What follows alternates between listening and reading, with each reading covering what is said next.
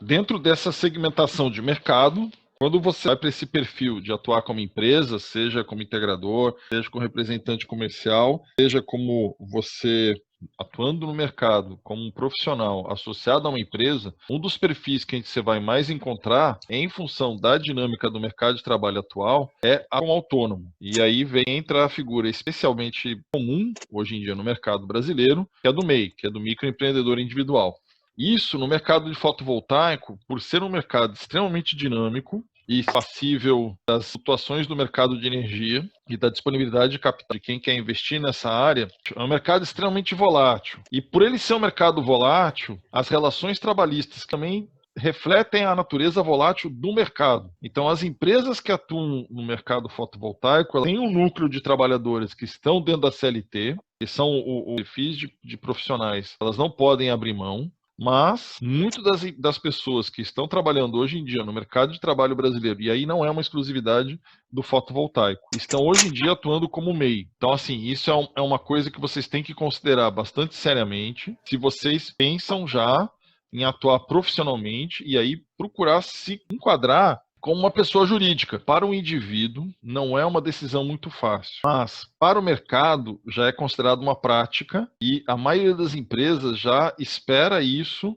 dos seus colaboradores. Nos anos 90, né, a gente teve um processo de terceirização das gerências. Quem era gerente nos anos 90, uma empresa em nome da pessoa. Hoje em dia, com a figura do MEI, essa ferramenta de terceirização atinge agora a pessoa física. Então, o MEI, para quem ainda não foi apresentado, é uma forma do CNPF, que é o cadastro de pessoa física, virar o CNPJ, cadastro de pessoa jurídica. Então, na prática, em vez de você ser contratado como uma pessoa física, você estabelece sua relação de produção, ou a relação de compra e venda e remuneração com o CNPJ da empresa que está te contratando, com o CNPJ que você representa como microempreendedor individual. Okay? Então, isso aqui é uma decisão que, fatalmente, na geração de vocês, cada vez mais está virando mais comum, mas que provavelmente vocês vão ter que pensar em adotar, mais cedo ou mais tarde, dependendo de qual vai ser o teu perfil de atuação. Exatamente. É interessante vocês entrarem no site Portal do Empreendedor. Portal do Empreendedor, isso, Portal do Empreendedor. E aí no Portal do Empreendedor você vai ter a visão oficial, que é .gov.br, importante. Tem que ter cuidado com isso, certo? Do que é, de fato, ser um microempreendedor individual. Quero ser, já sou, e quais são as facilidades que você tem em ter um CNPJ. Porque, assim, muito das pessoas que estão hoje em dia no mercado, eles olham o MEI como uma perda de direito trabalhista. Não deixa de ser uma visão, porque, de fato, você não tem uma relação de trabalho, você tem uma relação de prestação de serviço, ou seja, uma relação comercial. Deixa a Tati falar, depois eu falo. A Tati mandou uma pergunta. Sim, de acordo com a experiência de outros alunos, as empresas têm preferência. Quem tem o curso de elétrica também? Assim, não tem dúvida disso. Que é aquela questão da capacitação. Quanto mais capacitado você está, mais chance você vai ter. É preferência. Dentro do segmento, você tem a parte comercial, tem a parte de marketing, tem a parte de relação. E na parte de instalação, você tem montador e montador eletricista.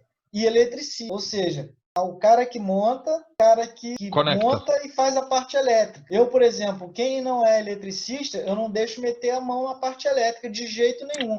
Ele pode montar a placa, mas ele não deixa ele conectar os conectores. Eles ficam revoltados com isso. Não, mas pô, isso daqui é só plugar aqui o conector. Eu falei, não bota a mão, isso é legislação, isso é norma. Você não pode botar a mão. Então, ele pode montar o trilho, ele pode montar a estrutura toda, ele pode montar as boxes antes de ligar, ele pode montar o aterramento antes de fazer a ligação. Então, tudo isso ele pode fazer. Agora, o que tem eletricidade mais a experiência em montagem, a vantagem dele ter elétrica é essa, que é você dar preferência às pessoas, mas não necessariamente tem que ter o curso de elétrica. Isso. A gente vai falar sobre as áreas de atuação. Eu tenho bastante interesse nessa área de pesquisa de mercado. Uma coisa que eu tenho sentido muita falta é realmente da aproximação mais da academia com as empresas. E eu tenho participado de muitas reuniões, né, de mercados e a gente tem sentido muito essa falta da academia próxima. Então, você vê que eles têm muito essa necessidade, uma sinergia entre startups e universidades. A gente discute muito o seguinte: se a gente tiver uma boa inovação, tiver uma boa parceria com as universidades, a gente vai conseguir a nota fiscal para a gente desenvolver os projetos. Queria a sua opinião, Marcos, sobre isso. A questão é que, assim, alguns dos meus colegas dentro da universidade têm uma baixa aderência com o setor privado. Perfeito. Exatamente isso que eu queria falar. E sim, alguns poucos docentes que têm essa proximidade com, vamos dizer, o mundo externo, você tem poucos docentes com uma limitação de tempo e recurso. Mas sim, existe uma tendência de querer aproximar a universidade do mundo real. Aqui no Brasil, essa tendência é fraca. A experiência que eu tive quando eu passei no exterior é que lá é uma prática muito mais natural, de que a universidade tem a parceria. Mas é uma coisa que a gente tem que trabalhar aos poucos. Fazer extensão nesse país ainda é visto como muitos como um patinho feio. Então, assim, existe essa tradução da extensão como sendo aquela atividade que, se você não sabe ensinar ou não sabe fazer pesquisa, você vai fazer extensão. Isso é uma visão que existe dentro da universidade brasileira. Nas universidades internacionais que eu consegui frequentar, essa questão da aproximação do mundo real, seja ela por atividade de extensão, seja ela por atividade de formação focada no público externo, não no estudante, seja ela por parcerias com universidades, tido com o que deixa a universidade viva, né? Pois é, me surpreendeu essa posição, Marcos. Eu nunca ia imaginar que existia essa visão aqui no país. Pelo contrário, eu ia imaginar que essa visão era uma visão excelente. Realmente você passar extramuro, né? Participando lá do NUDEC, né, da Defesa Civil. Então, eu achava que esse era um caminho excelente, natural e que enriquece muito e aproxima. Mas é um caminho excelente, natural e que aproxima. Ele é. Não, que era visto assim. Não necessariamente. Infelizmente, não, Rafa. O Marcos está compartilhando aí a experiência dele, assim, da visão dos colegas dele. Ainda assim, eu considero o programa de extensão da UF muito bom em relação a outras universidades do país. Essa parte de extensão sempre deixava a desejar e, inclusive, uma das motivações de eu estar no Projeto Grael hoje é porque eu sentia falta disso, eu sentia falta da conexão com a aplicação, né? Mas e aí? Para que serve isso? Eu queria ressaltar que na geografia a gente tem, em geral, concurso e como academia, então até melhor da extensão. Mas, em geral, o problema é com empresas, com iniciativa privada.